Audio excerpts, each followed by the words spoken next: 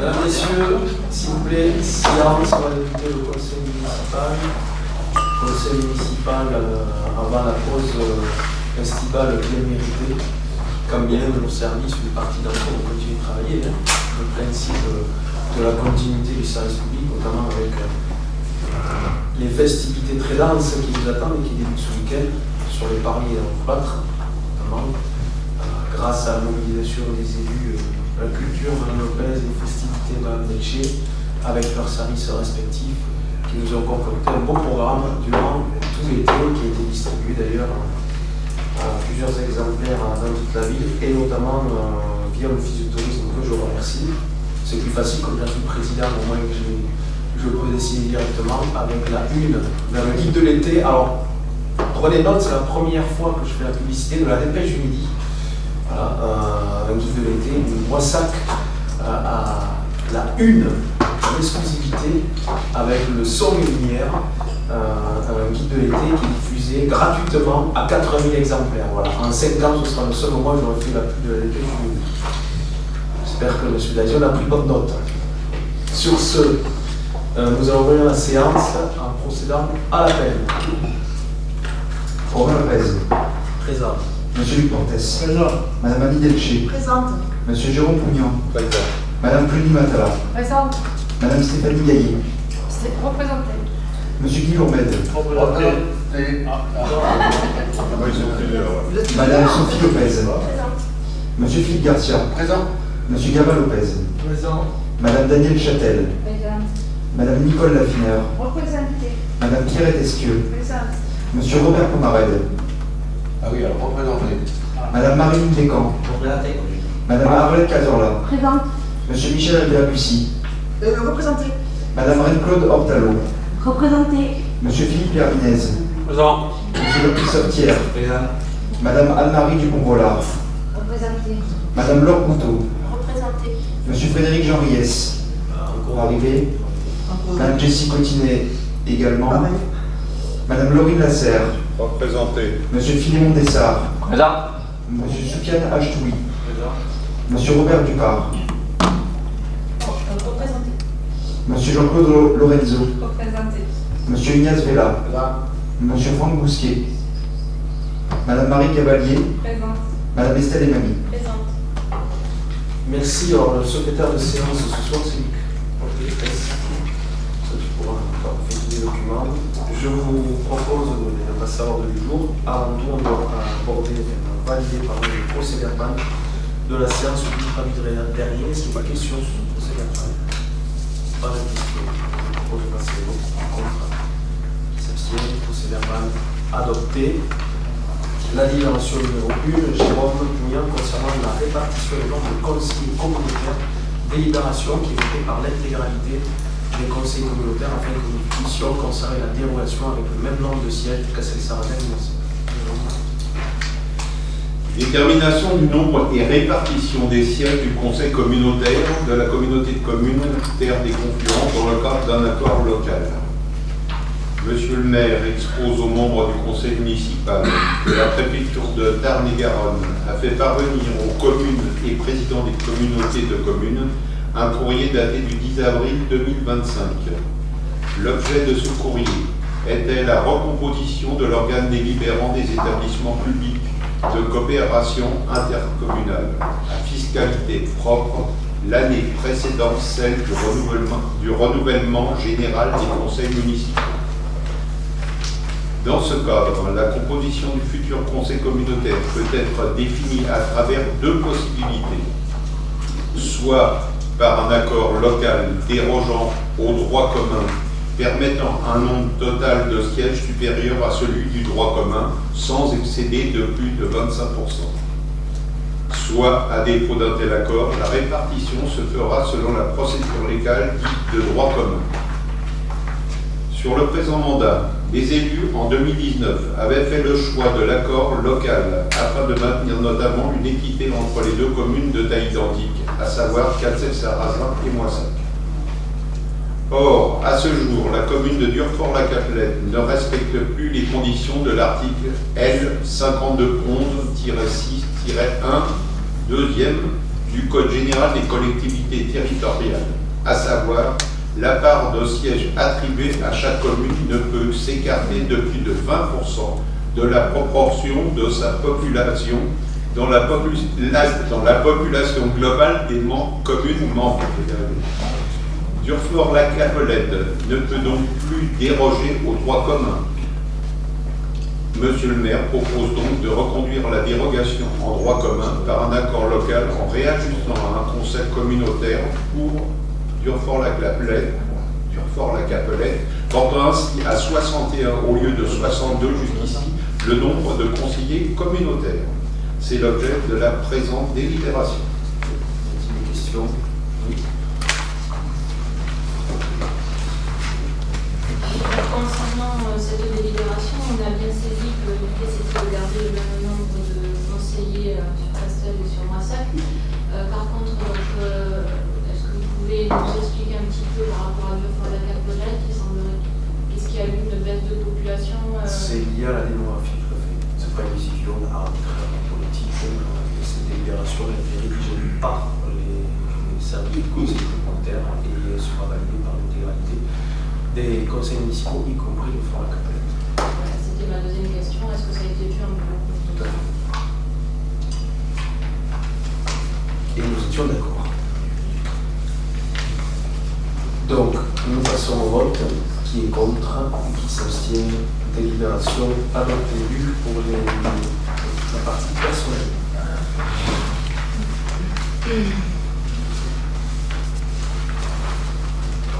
Délibération portant création d'emplois permanents.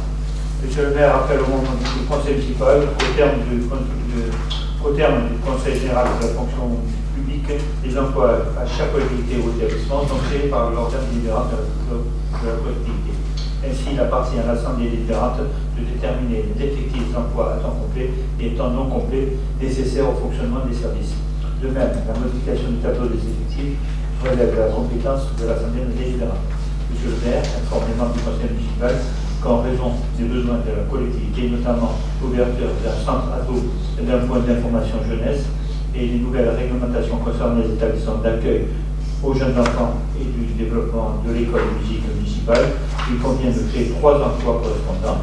L'organisation des services et le développement des missions de 4 agents nécessitent de les faire évoluer sur le grade supérieur. Monsieur le maire propose par conséquent à l'Assemblée délibérante de modifier le tableau d'effectifs de la collectivité de la façon suivante. Tableau d'effectifs. Donc, création de poste adjoint territorial d'animation, animatrice petite enfance pour 35 heures. C'est une régulation, l'agent est à 28 heures, donc il passe à 35. À compter du 1er août 25. Deuxième grade, c'est ouvert aux adjoints territoriaux d'animation, adjoint territorial d'animation principale, deuxième classe, ou adjoint territorial d'animation principale de première classe. Alors, c'est une création sur 35 heures à compter du 1er août 2025. Assistant territorial d'enseignement artistique et assistant territorial d'enseignement artistique deuxième classe ou assistant territorial d'enseignement artistique de première classe, c'est un professeur de trompette pour 3 heures à compter du 1er août 2025. Alors, éducatrice de jeunes enfants, directrice de la crèche, la nouvelle EGE à 35 heures à compter du 15 juillet 2005. Ceci fait état de l'obligation pour les petites crèches d'avoir une directrice. Ensuite, les agents ça c'est avancement de grade. Il y a 4 agents techniques qui sont concernés, toujours sur 35 heures, au 1er août 2025. Les postes qui sont supprimés seront en fonction du CST prochainement. Merci. Merci. Y a-t-il des questions, précisions que vous étouffez? Allez-y. C'était par rapport à la direction de crèche, c'était pour savoir si c'était une création de poste ou si c'était un remplacement. Si c'était Une création de poste ou si c'était le remplacement de la directive. Pour ce poste-là, c'est une création de poste, puisqu'en fait, c'est la petite crèche à Chaux, qui n'a pas de directrice, on est obligé maintenant de créer la poste de la directrice, mais il est simplement que la directrice, disons, actuelle, qui est en place, qui est générale, elle, ce poste-là sera plus tard supprimé. Pour le moment, il n'est pas. Ce n'est pas le même intitulé de poste. Et nous renforçons notre offre culturelle à destination des familles, puisqu'on ouvrons à partir de la rentrée une classe de trompettiste à l'école municipale de musique. D'autres questions? Non. Donc nous passons au vote. Qui est contre? S'abstient? Contre, abstention? Abstention. Délibération numéro 3. Les emplois saisonniers. Alors, création d'un emploi saisonnier pour l'exercice 2025. Monsieur le maire rappelle au membre du conseil municipal, au terme du code général de la fonction publique, les emplois de chaque collectivité ou établissement sont créés par l'organisme différent de la collectivité. Ainsi, il appartient à l'Assemblée délibérante de déterminer l'objectif des emplois sont complets et pas non complets nécessaires au fonctionnement des services. De même, la modification du statut de l'équipe relève de la compétence de l'Assemblée délibérante. Monsieur le maire, informe les membres du conseil municipal qu'afin de pallier les besoins d'une temps d'organisation de manifestation estivale au service des sports, il est nécessaire de créer un emploi saisonnier pour renforcer le service sur différentes missions durant les mois d'été. Monsieur le maire propose par conséquent à l'Assemblée délibérante d'approuver la création d'un emploi saisonnier tel que le sur la présente délibération. Donc c'est un emploi saisonnier ouvert du 15 juillet au 29 août 25. C'est un agent territorial pour un agent technique polyvalent pour une durée de 35 heures hebdomadaires. Y a-t-il des questions? Pas de questions. Je propose de passer au vote. Qui est contre? Qui s'abstient? Délibération adoptée. Je vous remercie. La numéro 4, la lecture de la convention d'assistance de la gestion du contrat d'assurance statutaire personnel avec CDG 82. Donc, monsieur le maire rappelle au membre du conseil municipal qu'un contrat d'assurance a été conclu avec un assureur qui a fait assurance pour le risque statutaire du personnel. Il convient d'organiser la modification de gestion. Le centre de gestion de la fonction publique territoriale de Clermont-Ferrand peut assurer une assistance de gestion dans le cadre de ses missions facultatives que les autorités lui ont affiliées, qui lui sont affiliées, peuvent lui confier à l'application de l'article L452-40 du Code général de la fonction publique.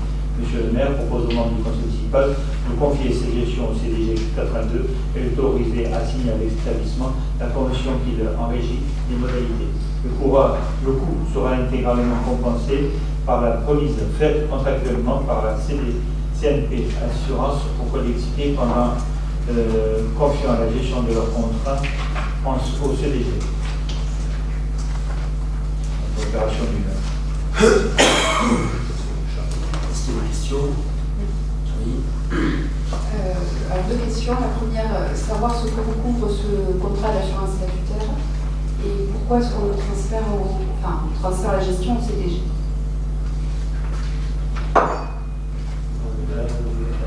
Ça recouvre tous les accidents du travail, maladies professionnelles, etc. Ça recouvre tous ces risques statutaires. En fait, c'était déjà au CDG, c'est juste une mise à jour de la convention. C'était déjà centralisé là-bas. Merci. Donc nous passons au vote. Qui est contre? Qui s'abstient?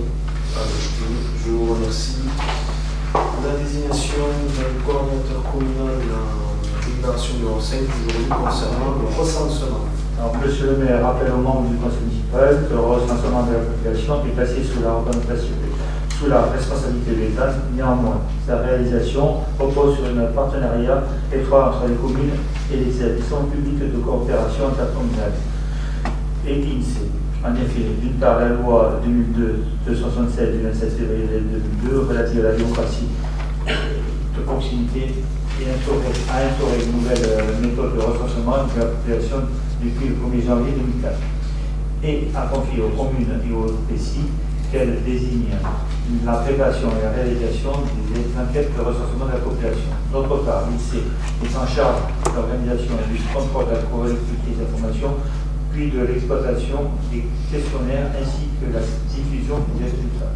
Monsieur le maire propose par conséquent à l'Assemblée délibérante de lui confier la nomination d'un coordinateur titulaire et d'un coordinateur suppléant de la façon suivante.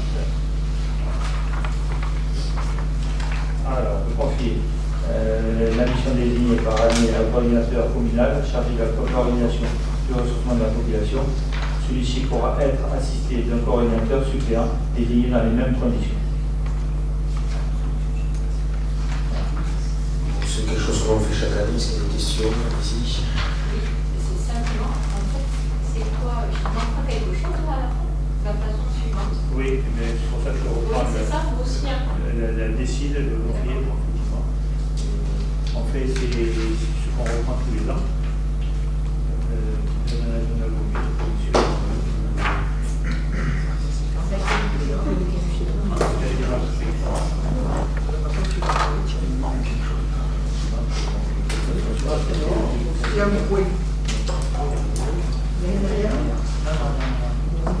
Monsieur le maire propose par conséquent à la 200 délibérante de lui confier la nomination de coordinateur titulaire et de coordinateur suppléant.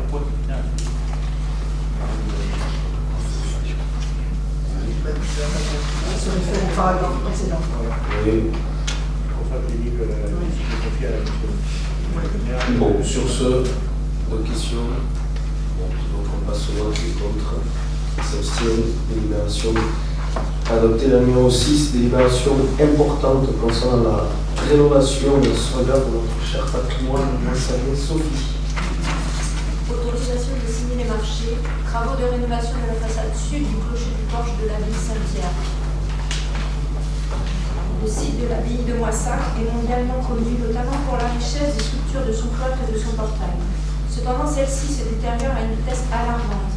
Cela a incité la municipalité à continuer ses investigations débutées par un diagnostic réalisé en 2018 par l'architecte en chef des monuments historiques, qui soulignait les risques encourus par ce patrimoine inscrit. En effet, la présence de sel dans les maçonneries entraîne la dégradation rapide et définitive de la pierre, support de ces sculptures exceptionnelles. L'étude a notamment défini un ordre de priorité des restaurations des chapiteaux du cloître, particulièrement affectés par les dégradations, ainsi qu'un protocole de restauration avec le conservateur-restaurateur de sculptures. Il en a été de même pour le portrait sculpté du célèbre clocher-porche. Suite à ce diagnostic, la mairie de Moissac a fait appel à une équipe de maîtrise d'œuvre afin de proposer une restauration complète du cloître et du portail sud après la réalisation d'essais de dessalement. Ces travaux sont inscrits dans un plan pluriannuel d'investissement. Compte tenu de ces investigations complémentaires, la ville de Moissac est aujourd'hui en mesure de proposer un protocole de restauration complet qui permettra d'assurer la pérennité de l'abbaye, véritable trésor de l'histoire de la sculpture romane. Les travaux se décomposent en 4 lots. Lot numéro 1, travaux préparatoires. Lot 2, maçonnerie et pierre de taille. Lot 3, couverture. Lot 4, charpente, menuiserie. La durée des travaux est évaluée à 24 mois et leur coût est estimé à 870 000 € hors taxes. Selon l'article L. 2122-21-1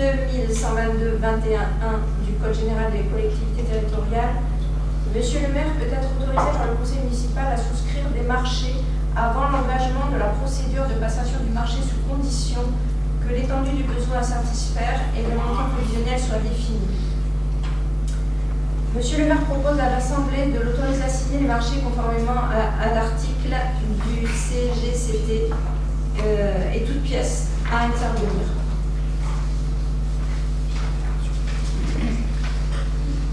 Merci Sophie. Y a-t-il des questions? Oui. Pas de questions, mais une simple remarque sur cette abbaye Saint-Pierre de tout temps, avec toutes les municipalités. Il y a eu des travaux de réaliser, que ce soit sur le cloître, l'abbaye elle-même, le clocher, le porche.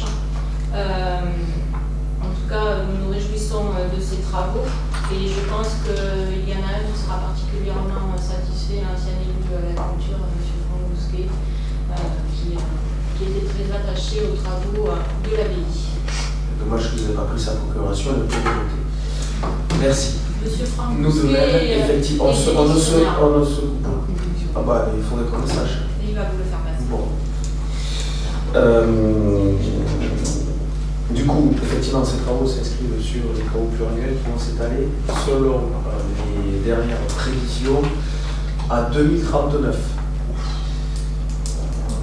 Débuté 2026-2039, la première phase la plus rapide et la plus simple techniquement, c'est celle que l'on voit aujourd'hui le clocher, qui débutera, si tout va bien, au premier semestre 2026, s'échelonnerait jusqu'en fin 2027. Et en suivant, nous enchaînerons sur le portail. Et puis vers 2029, la ville s'engage à enchaîner sur l'intérieur du cloître avec les chapiteaux, les colonnettes et les sols. C'est là effectivement la phase la plus complexe techniquement, qui fait l'objet de nombreux échanges entre les techniciens, le maître d'œuvre, la DRAC. On souhaite effectivement commencer plus tôt, mais comme ils n'étaient pas tous, on va dire, à l'accord sur les méthodes de dessalement ou la stabilité de la structure aussi à conserver, ça a mis un peu plus de temps, mais enfin on y arrive. En tous les cas, on l'a pris au budget depuis maintenant 2 ans à peu près. Donc les économies que nous avons réalisées nous permettent de l'avoir inscrit au PPI, et la ville engage à peu près entre 600 et 800 000 euros par an, selon bien sûr le phasage et l'avancement de ces travaux qui vont donc durer plus d'une décennie. Donc voilà, on engage la ville, en tout cas on espère que la ville, dans le futur, maintiendra ses engagements. Nous, on a permis aux municipalités suivantes d'avoir les coûts des franches financièrement pour les réaliser, et c'est essentiel, puisque le cloître, vous le savez tous, c'est la vitrine culturelle de Moissac, de Terre des Confluences et même du département. C'est le premier site touristique de Tarn-et-Garonne. Il est bien sûr classé au patrimoine mondial de l'UNESCO. Et on vous avait bien indiqué qu'au titre des chemins de Saint-Jacques, et bientôt peut-être au titre des sites tunisiens, puisque nous avons candidaté au niveau européen pour être doublement reconnu au titre des sites tunisiens. Et si ces travaux n'étaient pas réalisés, on vous avait bien indiqué que c'était le label qui était en péril. D'où le chance. En tout cas, je remercie aux techniciennes qui suivent ce projet depuis maintenant 2-3 ans, et bien sûr notre maître d'œuvre et l'ensemble des scientifiques qui nous accompagnent dans la bonne réalisation de ces travaux. Donc je vous propose de passer au vote s'il n'y a pas d'autres questions. Qui est contre? Qui s'abstient? De délibération adoptée. La numéro 7, Jean-Christophe, concernant l'enfouissement des réseaux sur 2 rues. Aménagement du territoire, convention de mandat, projet de réalisation de travaux d'investissement en éclairage public liés à l'enfouissement des réseaux rue Levaque et adjacente avec le syndicat d'énergie 82. Monsieur le maire expose aux membres du conseil municipal que la commune envisage de confier la réalisation du projet d'éclairage public lié à l'enfouissement des réseaux rue Levaque et adjacente à Moissac au syndicat départemental de l'énergie, le SDE 82.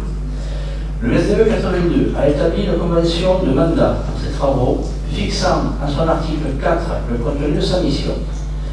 L'enveloppe prévisionnelle des travaux affectés à ce projet est de 17 000 euros hors taxe.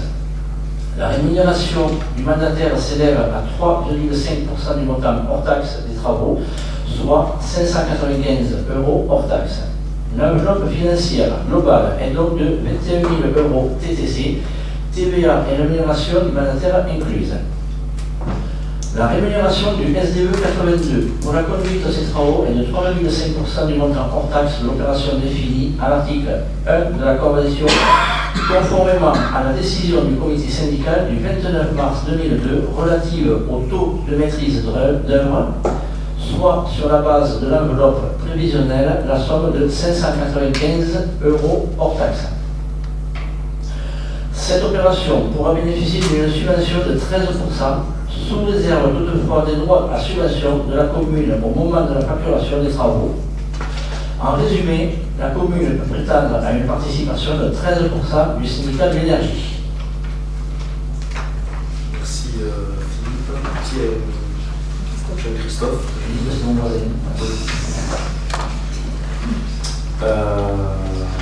Vous le voyez, on a un investissement soutenu sur la voirie qui en avait besoin, et nous avons pris la décision qu'à chaque fois que c'est possible, nous enfouirions les réseaux.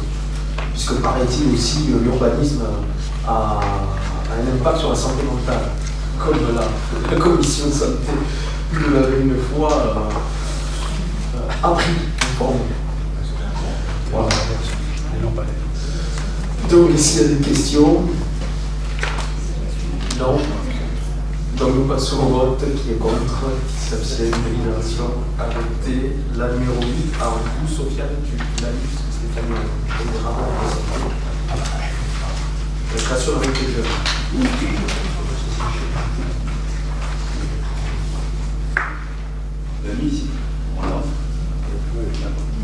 La municipalité souhaite créer un accueil jeune avec une ouverture prévue au 1er septembre 2026.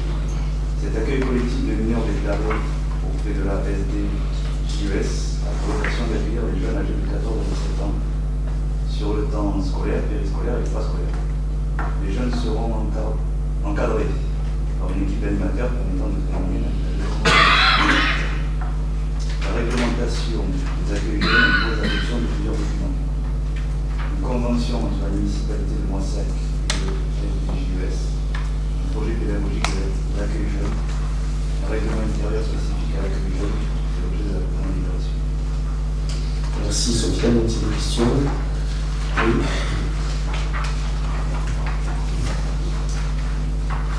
Oui, alors nous allons voter bien évidemment pour cette délibération. Nous la votons parce que nous croyons profondément à la nécessité d'un lieu d'accueil pour la jeunesse de Moissac, parce que les jeunes ont besoin d'un espace qui leur est dédié, un espace de rencontre, de création, d'accompagnement et d'émancipation. Mais ne nous racontons pas d'histoire. Cette délibération n'a rien d'innovant. Vous la présentez comme une création, alors qu'il s'agit d'une reprise presque à l'identique de ce qui existait pendant plus de 30 ans. Effectivement, pendant plus de 30 ans, notre commune a accueilli un lieu vivant, dynamique, structurant pour la jeunesse moissagaise.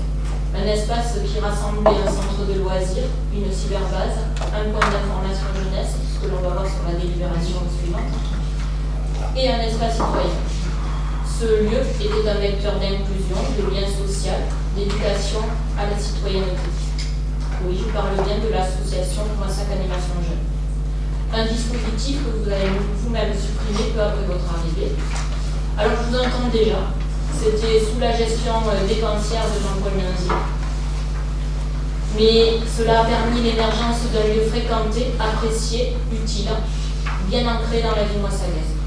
Alors, ce que vous présentez comme une nouveauté n'est en réalité qu'un recyclage allié, une tentative de faire table rase du passé sous couvert de renouveau. Pourquoi avoir démantelé une structure efficace pour aujourd'hui en reconstruire les mêmes fondations, en niant tout ce qui avait été fait? Ce n'est pas un projet, c'est une manœuvre de réappropriation politique. Quelle perte de temps, perte de sens et surtout une perte d'argent public. Car au lieu de capitaliser sur l'existant, vous imposez une vision idéologique qui tourne le doigt à l'expérience, au terrain et à l'humain. Alors notre vote est un vote pour la jeunesse, pas un blanc-seing donné à votre méthode. Nous continuerons à dénoncer cette volonté systématique d'effacer le passé pour reconstruire à votre image, sans dialogue, sans respect pour l'engagement de ceux qui ont œuvré avant vous. Alors, je vais juste répondre parce que je crois que vous êtes amnésique. Après, on est effectivement dans des joutes politiques au sein d'un conseil municipal, mais vous faites preuve soit d'amnésie, soit de malhonnêteté intellectuelle, puisque je vous rappelle juste que lorsque nous sommes arrivés, il y a eu un rapport des magistrats de la Cour des comptes qui a indiqué que le montage juridique de l'association Moissac Animation Jeune était illégal. Une recommandation, après on peut la nier. Deuxièmement, l'association était en grande difficulté financière, ce n'était pas la faute de notre municipalité puisque nous n'avons pas baissé les subventions à cette association, mais elle l'était pour deux raisons, parce qu'elle avait un conflit avec son ancien directeur qui l'avait mise au tribunal et elle était censée l'indemniser sur un montant qui était très élevé, et parce qu'il y avait eu aussi une inflation des charges de personnel. Donc c'est aucunement la municipalité de Rotremont-Moissac qui avait mis à mal la pérennité de cette association. Il y avait un montage juridique, les magistrats, quand on a été élu quand même, on se confère à ce que Sophie, et on met en application ce que nous demandent les magistrats de la Cour des comptes, et j'espère que vous l'aurez fait à ma place, parce que c'est une recommandation que vous aurez eu l'obligation de mettre en place rapidement. Deuxièmement, comme je dis, nous n'avons pas baissé les subventions à cette association, mais il y avait des conflits internes qui l'avaient mise cruellement, enfin véritablement en danger. Par contre, il y a des partenaires qui ont lâché effectivement cette association. Ce n'est pas la municipalité de Moussac, c'est l'État. L'État lui-même, avec la déléguée du préfet, qui a alerté l'association sur les difficultés qu'elle rencontrait et l'impérieuse nécessité de revoir son mode de gestion du personnel.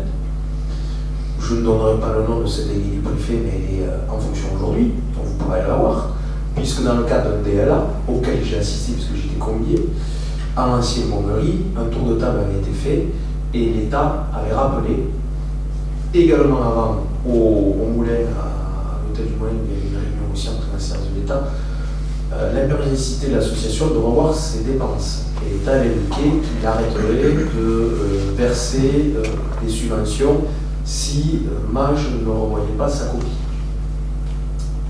En l'occurrence aussi, le conseil départemental avait limité son soutien. Et puis il y a un dernier point qui m'étonne, madame et mamie, c'est que de sources très sûres, des personnes qui vous étaient très proches, au moment où vous étiez délégué à la jeunesse, m'ont indiqué qu'en 2013, 1 an à 2 ans avant les élections municipales, vous aviez anticipé les difficultés de MAGE, et vous, madame et mamie, avec l'ancien directeur de MAGE et des employés de MAGE, prépariez, à la demande de Jean-Paul Nazi, le retour en régie de la politique de jeunesse qui a été déléguée à l'association.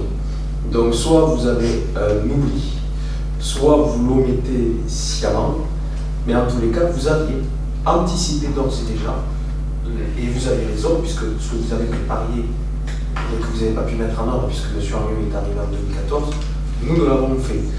Donc vous devriez au contraire nous remercier d'assurer justement la pérennité de services publics qui n'existait plus aujourd'hui, depuis maintenant 3 ans, mais c'est une véritable création, en l'occurrence un pige et un mec jeune, parce que nous ne sommes absolument pas obligés de le faire, hein, mais nous avons pris parti de les créer, parce qu'il y a des besoins sur le territoire, et que nous avions déjà renforcé considérablement nos services publics à destination de la petite enfance avec ces créations de crèches, avec ce centre de loisirs ados, que nous n'avons pas non plus l'obligation de créer tant que nous l'avons fait. Et nous avons complété notre offre à destination des jeunes adultes, des ados de 14 à 17 ans, avec cet accueil jeune. Alors, on demande la parole et je vous la donne. Allez-y. Je pense que vous avez également des problèmes d'amnésie, parce qu'en fait, l'année où MAGE 2018, peut-être, non, c'était du coup 2023, pardon, l'année où MAGE a mis la clé sous la porte, en fait, vous avez enlevé une subvention à plus de 40%, qui correspond à 40% du budget de l'association.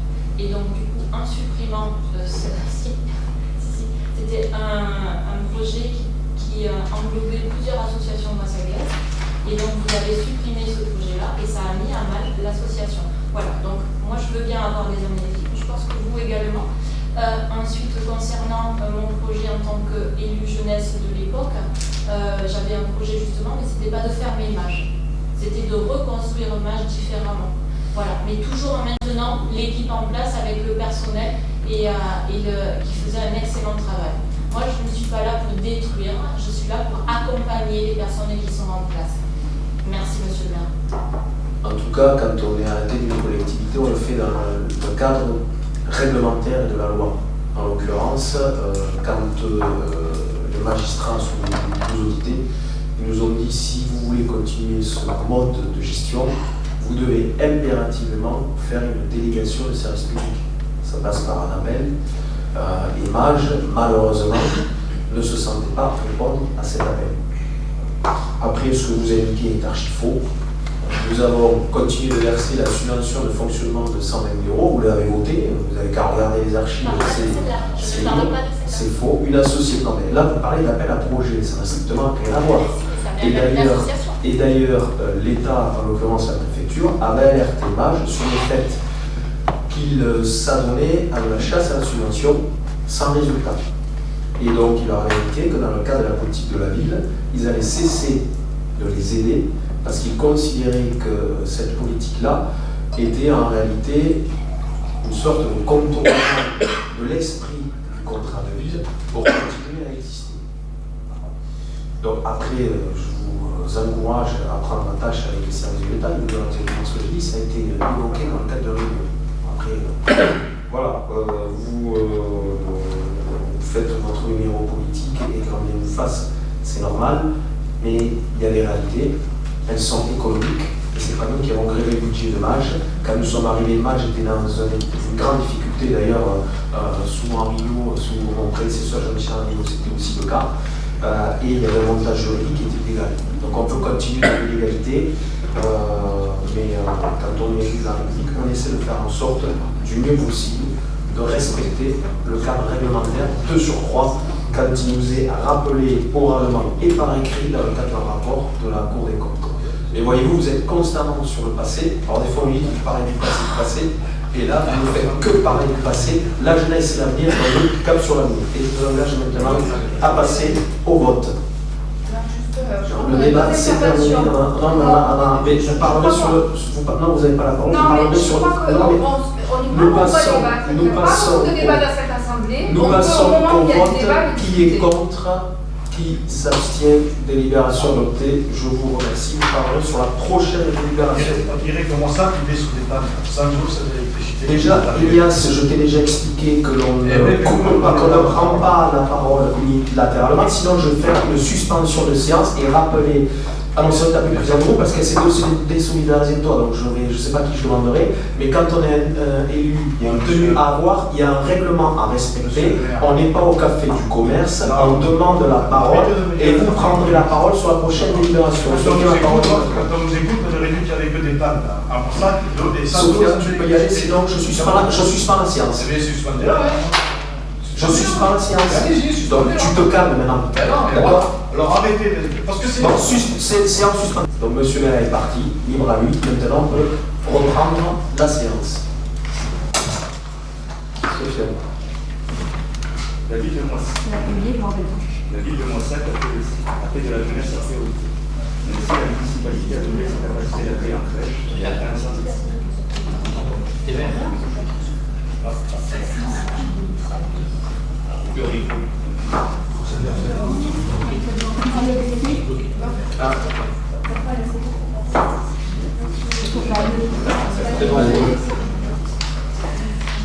La ville de Moissac a fait de la jeunesse sa priorité.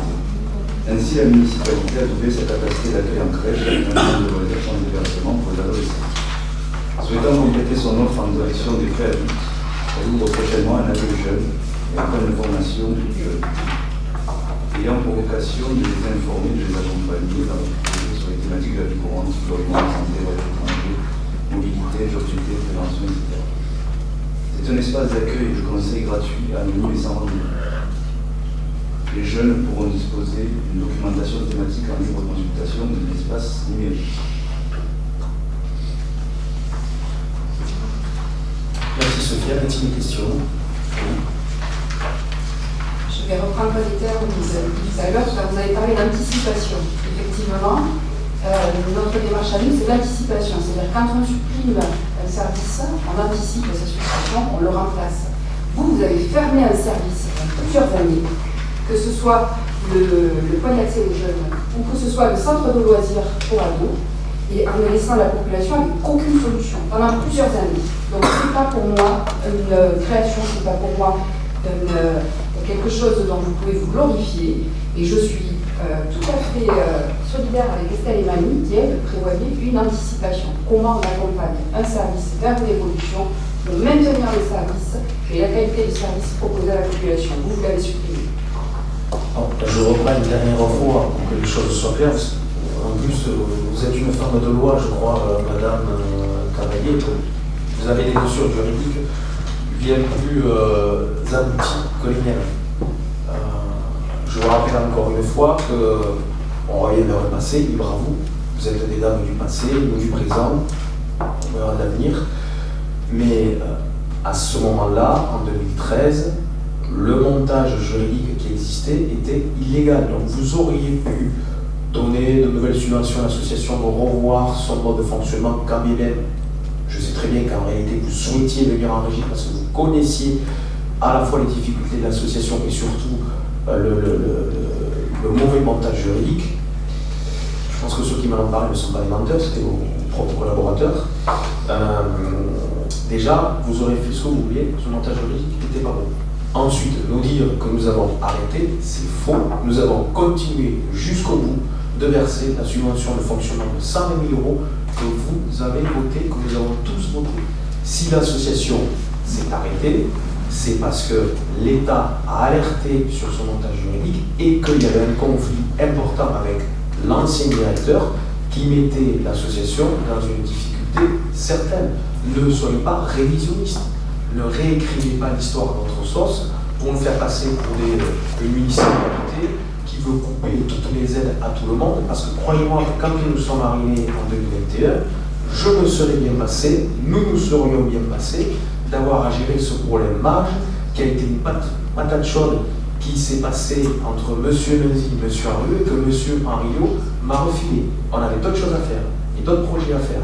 Et ça nous a obligés à réorganiser les services en conséquence pour recréer un centre de loisirs ado il y a maintenant 2 ans, un point jeune aujourd'hui et un accueil jeune aujourd'hui.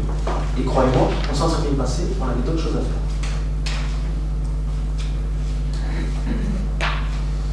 Donc, nous pouvons passer au vote. Qui est contre? Qui s'abstient? Délibération adoptée. Je vous remercie. La numéro 10, Colagnon, c'était à Stéphanie.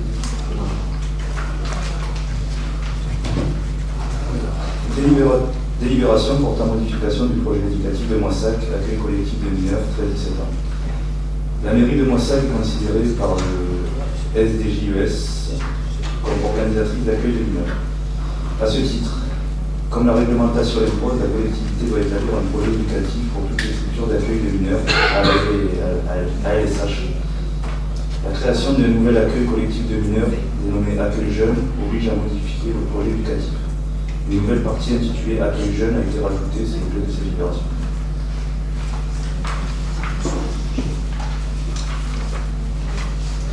Merci. Y a-t-il des questions? Une délibération qui complète la création d'accueil jeune. Il n'y a pas de questions, donc nous passons au vote. Contre. Délibération. Je vous remercie. Daniel, numéro 11. Délibération portant sur l'inclusion des jeunes de l'IME à l'accueil des loisirs sans hébergement. Convention tripartite entre l'IME, le CESAD, CCAS et la MINE. Monsieur le maire de Moissac réaffirme sa politique volontariste d'accueil des enfants jeunes en situation de handicap au sein de ces structures de loisirs municipales en réponse à la loi du 11 février 2005 pour l'égalité des droits et des chances, la participation à la citoyenneté des personnes handicapées. Instituts médico-éducatifs, services d'éducation spécialisés et de soins à domicile, Confluence, situé à Moissac, sollicite la municipalité afin de mettre en place des temps d'immersion de groupes d'enfants ou de jeunes accompagnés par leurs services au sein des structures de loisirs municipales. Le CCAS, via le service AED et AESH, accompagnement des enfants et ressources et accompagnant dans l'élaboration de ces projets d'accueil. La collaboration entre l'IME, le CESAD, la municipalité de Moissac et le CCAS met l'accent sur les bénéfices de l'inclusion en milieu ordinaire pour l'enfant ou le jeune en situation de handicap. Ainsi, les structures de loisirs municipales offrent à ces enfants et jeunes un milieu propice à l'apprentissage et au développement des compétences psychosociales et des habiletés sociales. Les structures de loisirs municipales agissent comme un levier de socialisation pour les enfants ou jeunes en situation de handicap grâce à ces temps d'immersion élaborés et organisés par l'UNO et le CCAS. Cet échange permet de développer l'entraide et la solidarité entre tous les enfants et constitue une source d'enrichissement mutuel. Cette convention permet de définir le rôle de chacun des signataires dans l'accueil des enfants de bienvenue au sein du centre loisir de Moissac et d'en préciser les modalités. Monsieur le maire propose de valider la convention à intervenir entre bienvenue et le CESAD, Confluence, la municipalité et le CCAS de Moissac. Merci d'être des questions pour ce débat qu'on envoie chaque année. Donc, il est contre, qui s'abstient, délibération adoptée. Sophie, le règlement de la minute, il y a peut-être quelqu'un. Ah, pardon, docteur. J'aille voir l'ophtalmo.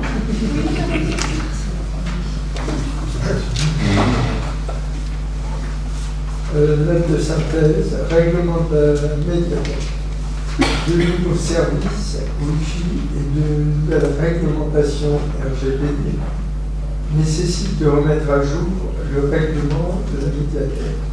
Dans la dernière version, date de février 2022. De plus, certains aspects du règlement avaient besoin d'être clarifiés pour éviter d'éventuels litiges avec les usagers. Retard de restitution des documents, conditions d'application du règlement par le personnel. Enfin, certains éléments n'y figuraient pas et ils sont ajoutés animation, inscription des collectivités. Monsieur le maire soumet à l'approbation du membre du conseil municipal le nouvel règlement de la médiathèque. Merci, docteur. Y a-t-il des questions? Non, donc nous passons au vote qui est contre, qui s'abstient. Délibération adoptée. La numéro 13, Annie. Fête de Pentecôte, adhésion au réseau Les Plus Belles Fêtes de France. Monsieur le maire informe l'Assemblée municipale que les fêtes de Pentecôte de Moissac ont reçu un avis favorable à leur labellisation dans le cadre du réseau national Les Plus Belles Fêtes de France. Ce réseau œuvre à la valorisation du patrimoine culturel par la reconnaissance et la mise en réseau des fêtes traditionnelles françaises. L'adhésion à ce réseau implique la signature de 3 documents contractuels. La convention d'adhésion à l'association, la convention de labellisation et la lettre d'engagement par laquelle la commune s'engage à respecter la charte de la qualité et les valeurs du réseau. Cette démarche permettra à la ville de Moissac de bénéficier de la notoriété du label, d'une meilleure visibilité nationale, de ressources et d'accompagnement spécifiques, ainsi que de l'accès à une subvention supérieure au montant de l'adhésion. C'est l'objet de la présente délibération. Merci. Y a-t-il des questions? Pas de questions. Je précise qu'on est lauréat de ce label, notamment pour les fêtes de la Pentecôte. Oui. Donc, nous allons passer au vote. Qui est contre? Qui s'abstient? Délibération adoptée. Je vous remercie. Nous allons terminer avec ce conseil municipal. Les décisions sont annexées aux délibérations. Je vous souhaite un excellent été et merci aux services qui pourront aussi profiter d'une pause estivale bien méritée.